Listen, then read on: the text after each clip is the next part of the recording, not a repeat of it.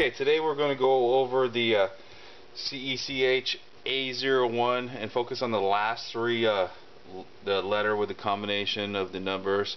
Those are the model numbers, and there's so many different ones, but about 90% of all yellow lighted deaths are fixed with the reflow process that is done right. So if done right, you should be able to repair your board. So if you need to get to a teardown, I made it simple to made a video of a teardown, made a video of a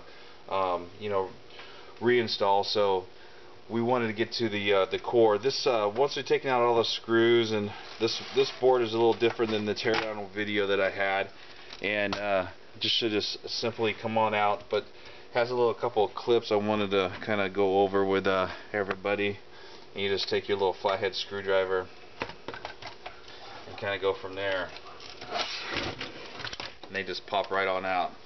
Now once you have this on reversed upside down, you want to take the fan assembly off and the BIOS battery, or a CMOS battery, whatever you want to call it, and that should just come right on off.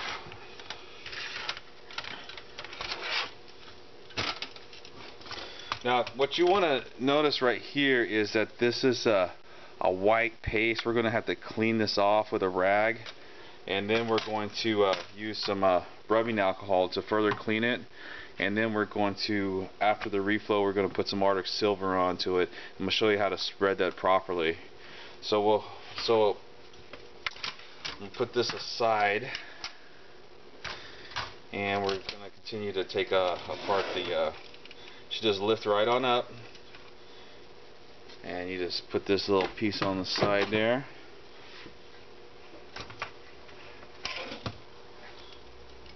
If you have just difficulties getting this getting these apart, just take your time with it. Some of the like little plastic pieces come up here. I like to bend this apart a little bit, just to watch out, because you might strip some of the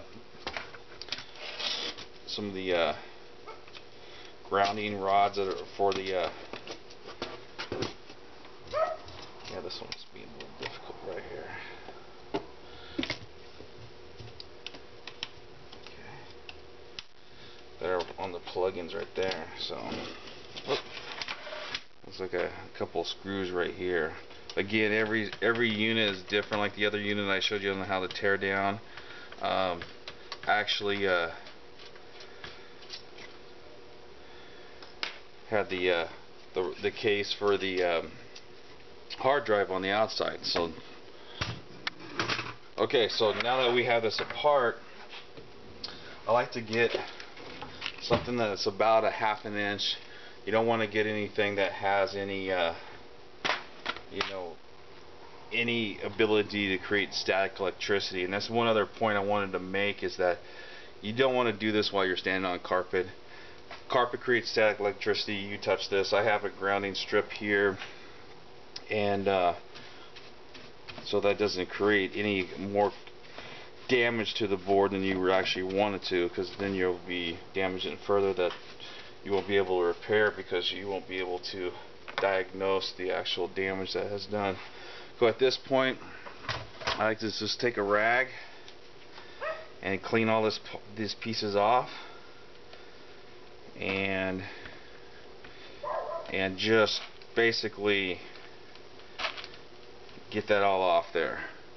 So that's going to be phase one of the cleaning, and then just take your brush and just move all your pieces around that's left over. What happens is that this thermal paste that they use isn't a very good compound, and basically over in time basically doesn't, let me get some of this rubbing alcohol, doesn't really absorb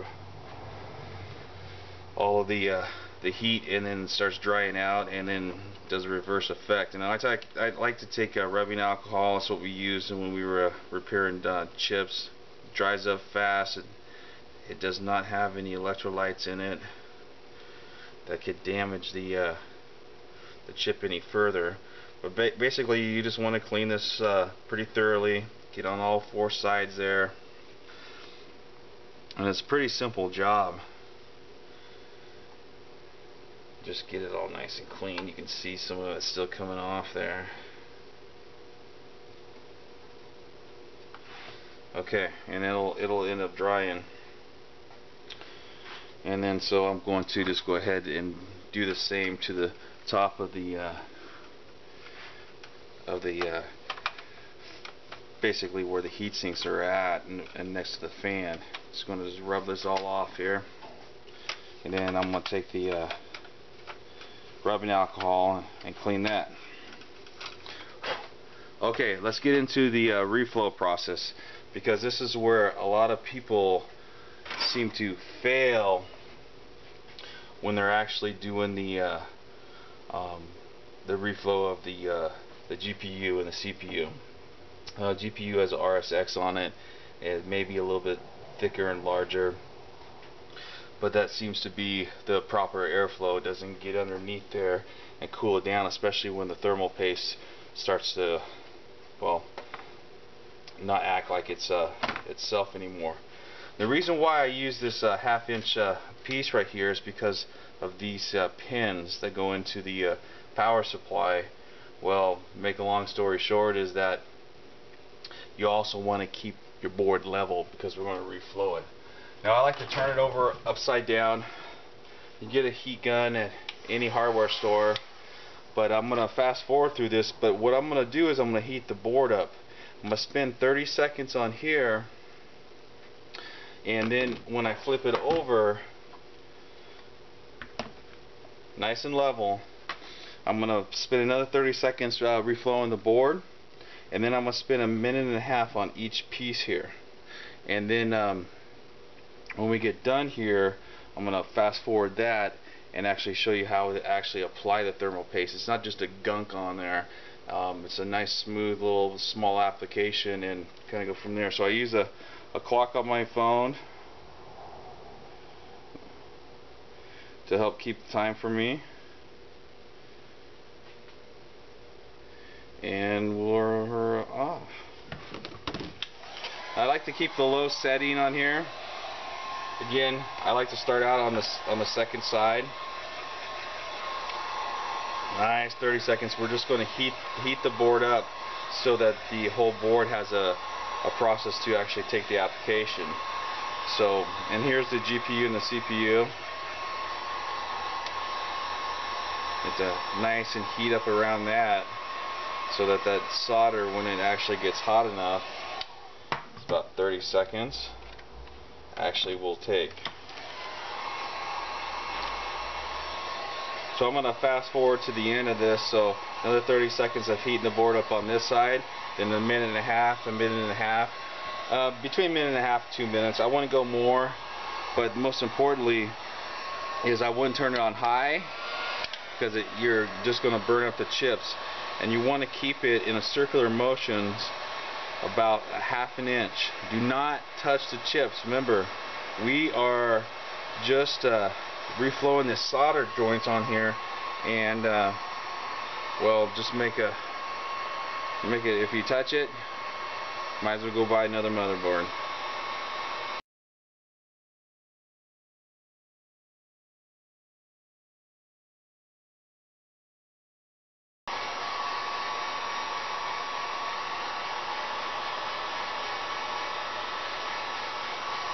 Okay, now that we have a minute and a half to 2 minutes on each chip, in circular motions about a half an inch away on low setting on the drill master or any type of other heat gun, it's about between 500 to 700 degrees Fahrenheit, which is pretty hot.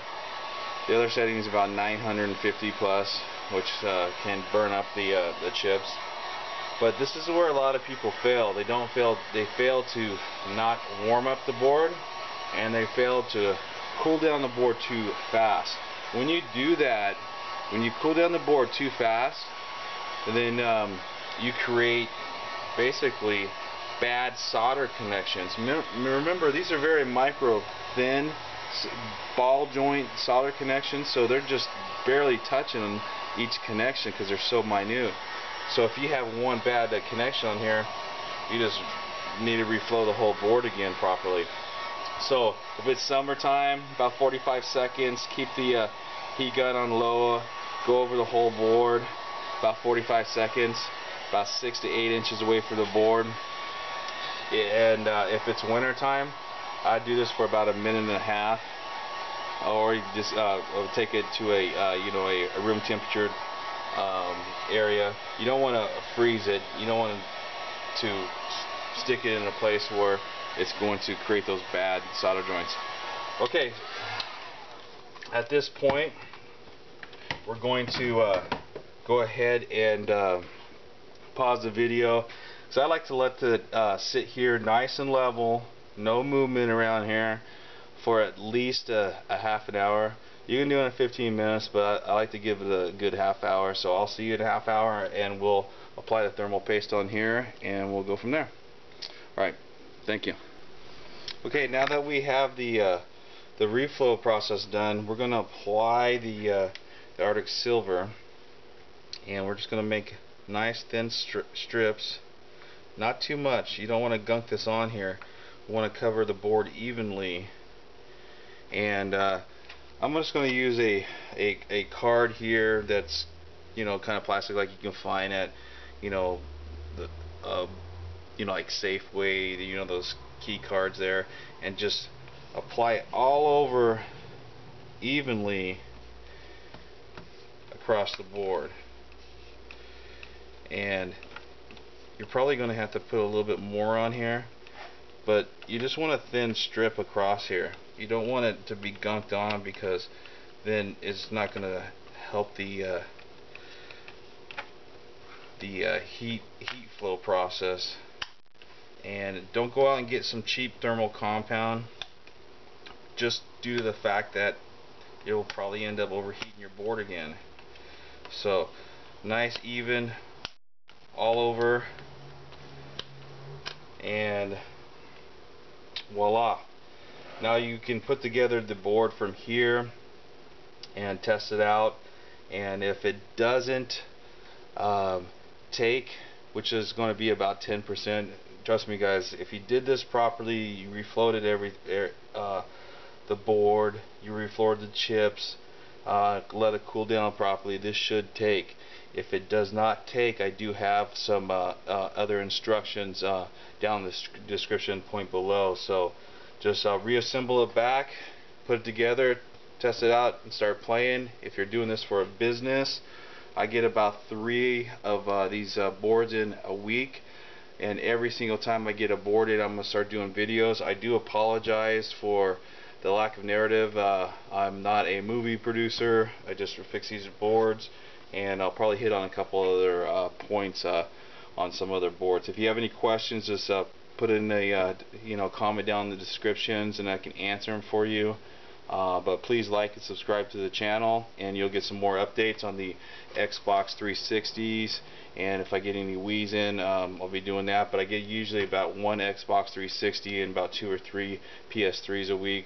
It really depends on the week itself, and I'll videotape them and go from there. And we'll hit on every single type of repairs needed.